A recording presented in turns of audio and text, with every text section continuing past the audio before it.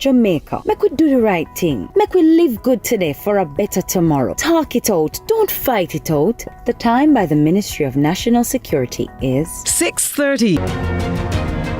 This evening on Lead Story, I want to look at the economic environment and the reasons that have caused the BOJ to maintain its inflation targeting within the 4 to 6% range. Is there any hope that that range will be extended or lowered either way? And what are the conditions that must exist for the central bank to make this change, notwithstanding what the Bank of Japan is expected to do with interest rates and what the US Federal Reserve is expected not to do? All those things rolled into one today on this Monday. Lead Story here on CVM TV. Let's start the show.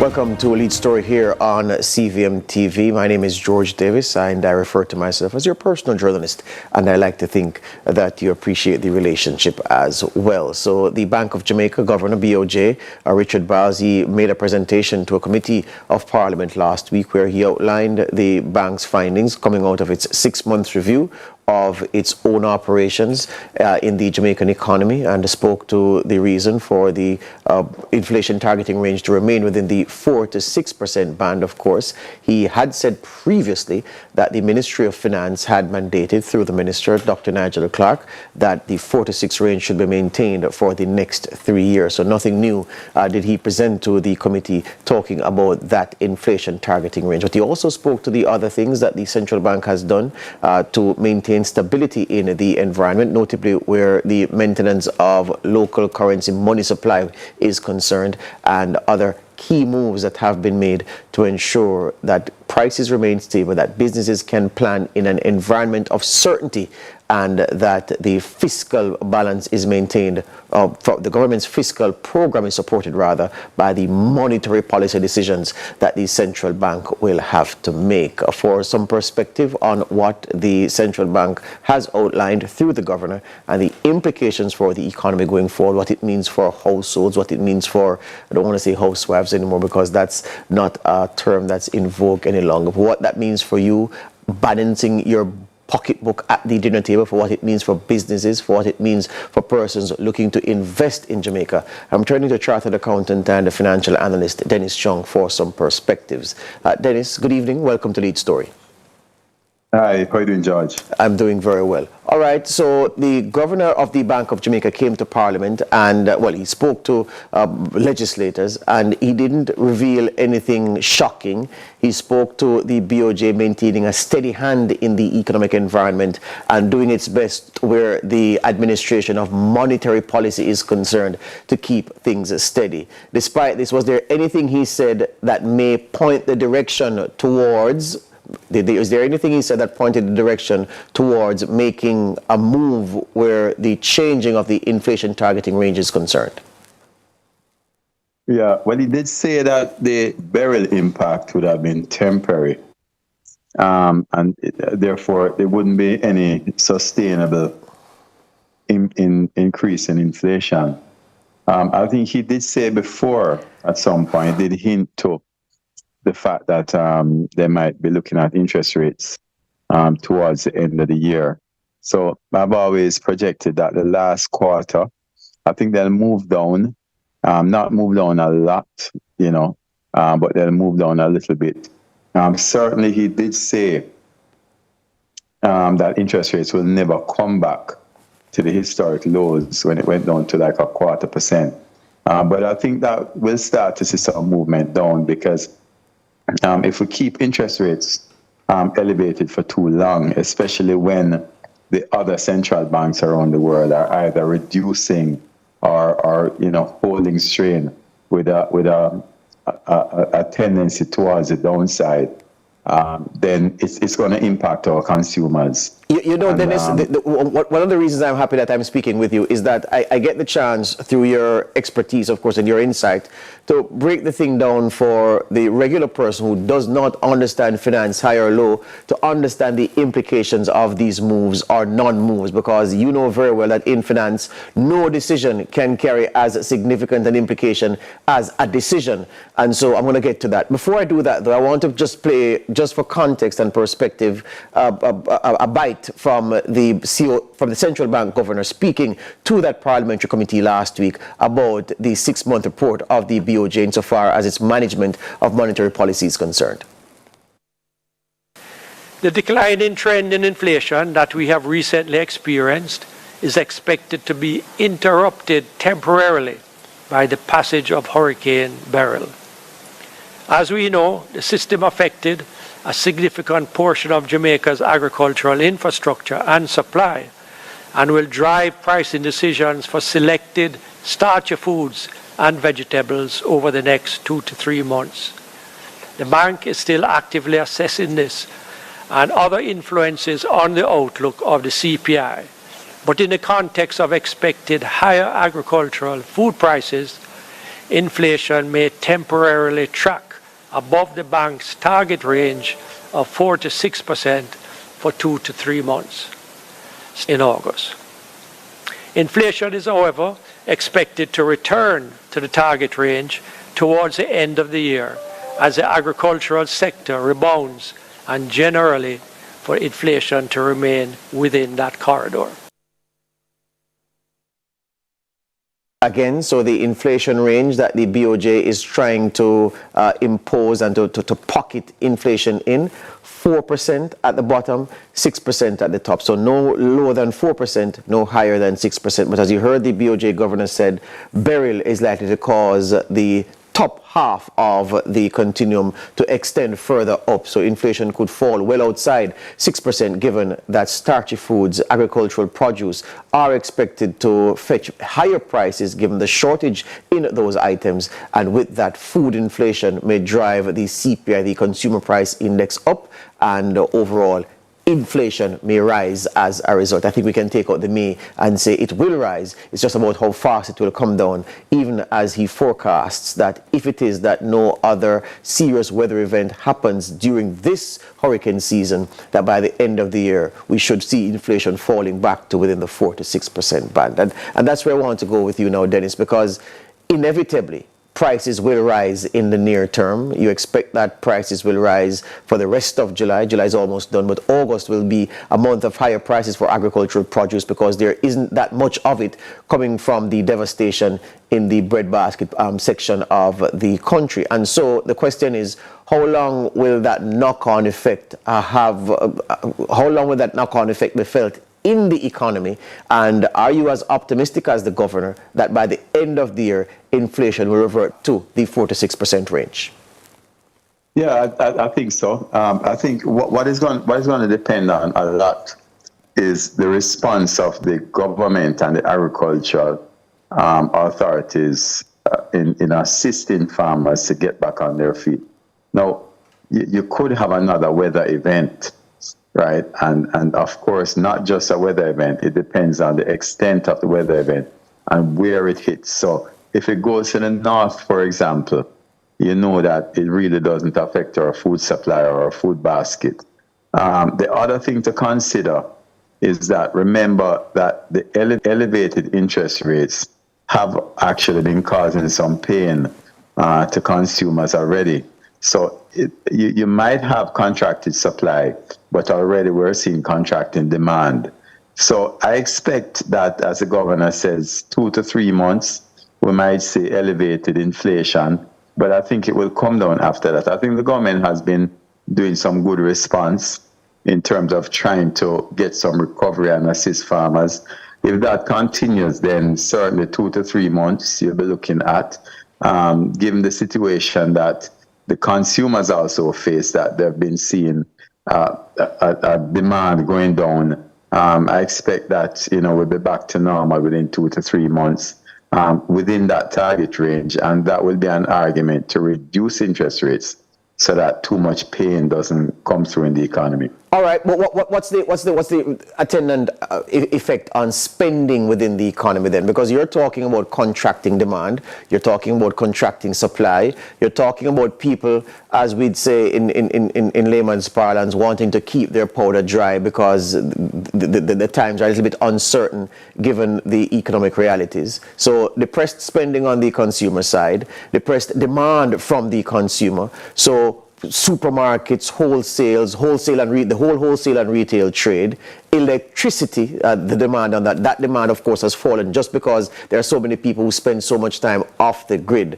In this kind of environment, what are businesses to do? Let's start with them. What are businesses to do in terms of forecasting for their revenue projections over the next 2-3 months of this year?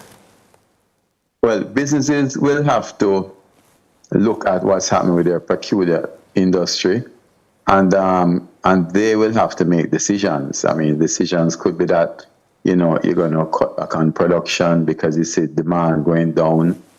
It could be that you cut back on expenditure. Obviously, you're going to have to do what you need to do to survive. So that's the sort of thing business can do. Now, there are some industries that will not necessarily be affected. Food, for example. You have to eat food, right? You can't cut back on food. So what you'll find is that the more discretionary industries like restaurants, if you're sticking to the food industry or entertainment, might start seeing it first. Or things like the motor vehicle industry, right? So those are discretionary things. I mean, we've seen reports of increase in receivables at banks. Nothing too alarming yet, but it's an indication that the consumer might be feeling a little pain. So businesses are going to look at that. Well, I hope they're looking at that already. They're going to do their forecast, and they're going to say, they're going to do some what-if scenarios. If this were to happen, what is my next action plan, right? And plan based on that. They can't wait until it happens, but rather they'll do that. So they'll know the trigger points that they have to pull in case, they see a slowing down of demand as projected. Then, as I said, expenditures might get cut. One of the first areas people always look at cutting is things like advertising, so that is a knock-on effect. Yeah. For example, on media houses. The people who look on and say, okay, so the Bank of Japan is expected to meet on Wednesday, and coming out of that meeting, they're expected to announce a cut in interest rates by not many basis points, but a cut nonetheless, and that would be significant. The U.S. Federal Reserve has already signaled, Jerome Powell, that he's not troubling interest rates as they are in the U.S. And people are saying, well, why would the information out of Japan and the United States be necessary for Jamaica's own central bank, where its own interest rate decisions are concerned? And I'm asking you to make the link for them. Yeah, so if they are reducing interest rates there, what it means is that the cost of their currency actually gets cheaper. If the cost of their currency gets cheaper, it means that they have a stronger relative currency to ours in terms of demand, and that can impact our exchange rate. So we have to watch very carefully what happens in those markets.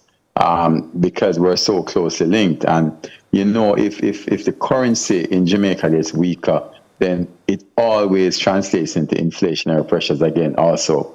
So what they do is important for us. Just like when they were increasing interest rates, we had to increase interest rates also, because it would mean again that there would be a greater demand for their currency. In this case, a reduction means a greater demand for their products. So we have to be aligned. We have to make sure that the relationship between the currencies is taken into account in terms of the difference in interest rate and the difference in inflation. So it's a very technical thing, but it shows that we're not independent of these markets, and because we import so much. If we lived in a society that did not import anything at all, yes, and we would not be impacted by it, but we're very dependent on them. Yeah, hear you on that. Hold the line for us, Dennis. We're taking a quick break here on Lead Story. Back with more on CVM TV after these.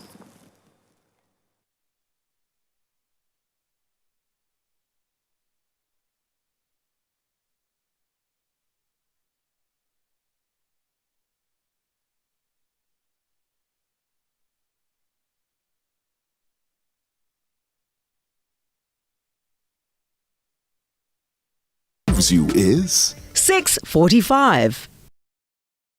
Freedom!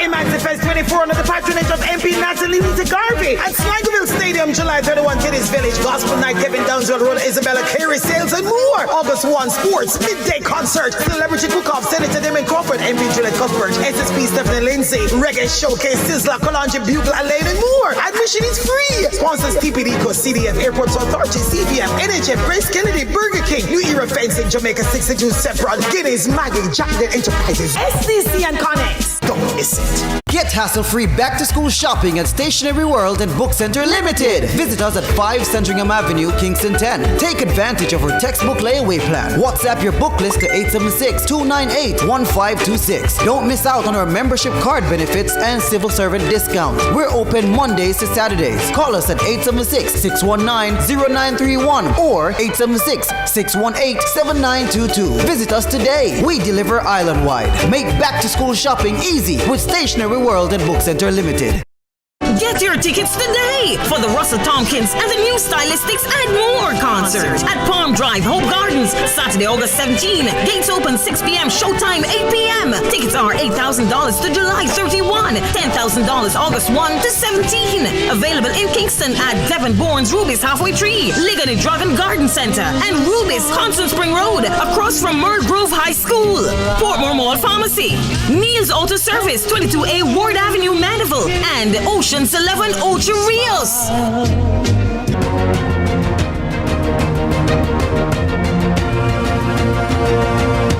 Welcome back to Lead Story here on CVM TV. My name is George Davis. How to ensure that the tie is straight. I have with me a chartered accountant and financial analyst, Dennis Strong. I'm set to be joined by the man in charge of the Micro, Small and Medium-Sized Enterprises Alliance, MSME, Donovan Wignall. But Dennis, here's the thing. I want you also to help me with this.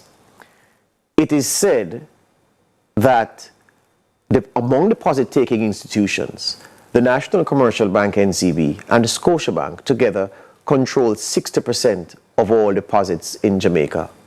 So of all deposits at a bank in Jamaica, NCB and Scotiabank together control 60%. The central bank governor has in the past said that this reality makes it difficult for the BOJ to make certain changes where inflation targeting is concerned, certain changes where the BOJ's pursuit of monetary policy is concerned. Why is this so? Well, because the reason for that is because when you have such a situation where two banks control so much of the deposits, it is hard to get competition going amongst them. And when the BOJ actually puts out monetary policy, one of the things that it depends on is the competitive nature. So, for example, when the government actually had announced to the BOJ that stamp duty would be removed on mortgage, then you saw that there was greater competitiveness between the financial institutions, and therefore interest rates started to come down on mortgages. The way that they know your customer and all of that is set up now, where it is decentralized, then it is very difficult, to move your deposit from one institution to a next. Now, what the government has announced is that what they're coming with is a centralized KYC, or Know Your Customer database. What it means is that when you submit your KYC information, it will be available to all banks. So you don't have to go around the place and be giving everyone the same information over and over again. That makes it much easier to move your accounts between institutions. That now will be a game changer. And it may certainly, depending on the competitive nature, it could see deposits move away and be more decentralized from just those two banks. So that's what he's talking about. It's really competitiveness. It's very difficult when you have a situation where it's hard to move funds around for monetary policy to have the impact. You remember when interest rates were going up, how the governor used to lament how difficult it was to get banks to move their interest rates up also. So it's a similar situation. So it's really about bringing greater competitiveness to the financial sector. All right. So not so long ago, April 2022, well, long ago now, 2 years is a long time in economics. So many things happening in that spell. April 2022, headline inflation was running at about 11.8%, almost 12%. Now we are hearing that figure is significantly low in the 5.4%, 4 to 5.4% region. Is that change in the inflation down to the BOJ's astute management of monetary policy and its alignment with the government's fiscal policy, or is it as a result of what is happening in the international environment and the cost of goods supplied to people who buy them in Jamaica, wholesalers, retailers, and of course the individuals who utilize the various options to buy their things online and have them shipped here? Well, the two main points you said, number one, I think that the BOJ's management was very good. So you recall, George, when the BOJ was increasing interest rates, I was one of the ones who said, yes, it's the right thing to do. A lot of people said, no, they shouldn't because imported inflation. I think the BOJ made the right decision. If they did not do that, then inflation would have been at higher rates for much longer. So the BOJ did manage the situation. They continue to manage the situation of inflation very well. The high interest rates, however, were impacted by what was happening in the international market. Coming out of the COVID lockdowns, what happened is that supply dried up. A lot of businesses went out of business. And therefore, the demand just rushed back and the supply was low. So Exactly, Dennis, exactly. So people are saying, so look, supply chains dried up or bottlenecks started to appear in supply chains across the world. Hence, inflation flew up. So it's not that the BOJ did any economic wizardry to bring inflation down. It's just that those bottlenecks were cleared and supply chains started functioning efficiently again. No, it wasn't so easy. And that's what I'm saying. So I'm saying that's the view of some to say, give the BOJ no credit. Supply chains dried up. Supply chains started working efficiently again. So what are we crediting them for? No, the increase in interest rates that they did actually tempered demand, because you had high demand, low supply, and if they did not increase interest rates, demand would remain high, and therefore at the lower levels of supply, which has come back a little bit. And then what that would mean is that you'd have had inflation for a longer period, which have been a great tax, especially on the poor. Now, you talk about the fiscal side. I don't think that we have done enough on the fiscal side to assist the BOJ. There are some fiscal policies that I think need to be in place and can be in place even now. You know, if we move out of, getting stuck with procurement and that sort of thing to actually impact inflation. Give me one quickly. I want to introduce Donovan Wigdell to the conversation. What fiscal move would you like to see made? Flood the market with a lot more public transportation system, because what that means is that people will have more money in their pockets, right, to spend on the basic necessities. The other one is a much greater push for renewables on the grid to get down the cost of electricity. All those things bring inflation down. Hear you on that. Donovan Wigdell, are you hearing me? Donovan, are you there? All right, so I'm not hearing Donovan Wigdell. All right, Dennis, so you've mentioned two things. Well, the obvious question then is this. For micro, small, and medium-sized enterprises who are looking at the central bank governors say inflation is being kept bottled up in that 4 to 6% range. On the monetary policy side, from the BOJ's perspective, the economy is being managed well, and the average growth of the economy is positive. The depreciation annually of the Jamaican dollar has slowed significantly, so things are steady and well. But for them, the cost of obtaining credit is still high.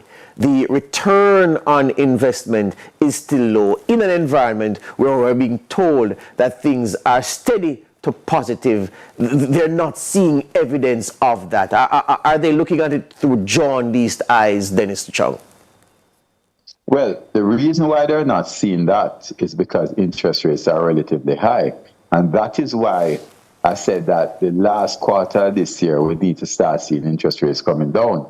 One of the things I'd said to people during the COVID lockdown, Jada, I was at pains to point out, going into the next year or two, you want to reduce your debt, right? Because the fact of the matter is that high interest rates must be affecting them, especially the MSMEs. And people who would have reduced their debt would have found it much easier to be living now and actually doing business. If you're caught with debt, though, right, and if your debt, if you've seen some reduction in your demand, because a lot of them would have seen that, and your debt still remains high, your debt to GDP, your debt to equity ratio, then you're going to have some problem. And this is where I think a lot of the reduction in demand is coming from, because people are still faced with higher interest rates, but the income levels have not moved up. So what needs to happen, I think, is that going into the last quarter, we've had interest rates going on relatively high for too long. We have to start seeing it come down. Remember the last time we had elevated levels of interest rates, what happened to the economy, George? Yes. Right? But who pulls the trigger? Who yanks the cord to bring those rates down? The BOJ. And what will it take for it to move in that direction? Well, we are seeing the signs that it must. So when Japan, for example, starts bringing rates down, the UK brought rates down a little bit, and the US is steady. It means that the world economy is seeing that it is time for rates to start trending more towards the downside rather than the upside, because people are feeling it. I mean, if we don't do something, then what you will have prolonged rates. What you're going to have is you're going to have more non-performing loans, right?